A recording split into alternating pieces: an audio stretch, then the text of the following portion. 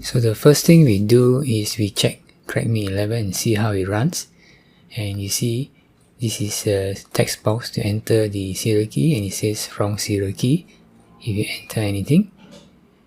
And you're supposed to unpack this, but we are not going to unpack it. We are going to use xdbg to open it first to look for the correct places to patch. So we attach to the crack me 11, and remember crack me 11 is packed with UPX here. So now we go to symbols and go to the correct program module and run.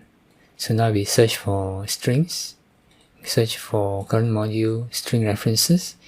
We are going to look for the bad messages which says sorry. So let it scan for the strings. So now we filter out sorry and we found one hit, and we go there and this is the location where we are supposed to jump, but it is not jumping. So we copy the address and then we close the xdbg. Now we will open cheat the cheat engine, and then we're going to attach cheat engine to crack me 11 pack. So what we need to do is to open crack me 11 first, let it run, let it unpack itself into memory. And so now that it unpacked itself into memory, we attach to it with cheat engine. Select the crack me 11 from the list, and then now we test it.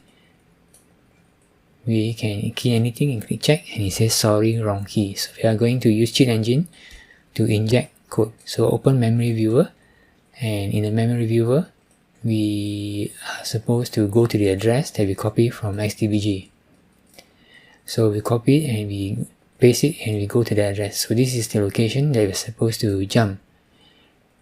Okay, so now we're going to write the script. Tools, auto assemble, template, AOB injection.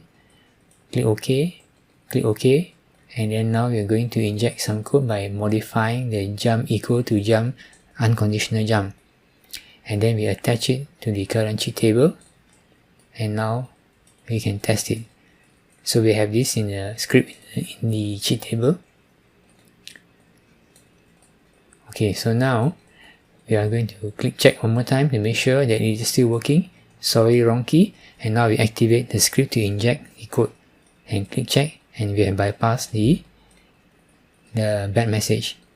We uncheck the script, and now we are back to the default. So what you have just seen is the using cheat engine to bypass the UPX protection without having to unpack. Thank you for watching.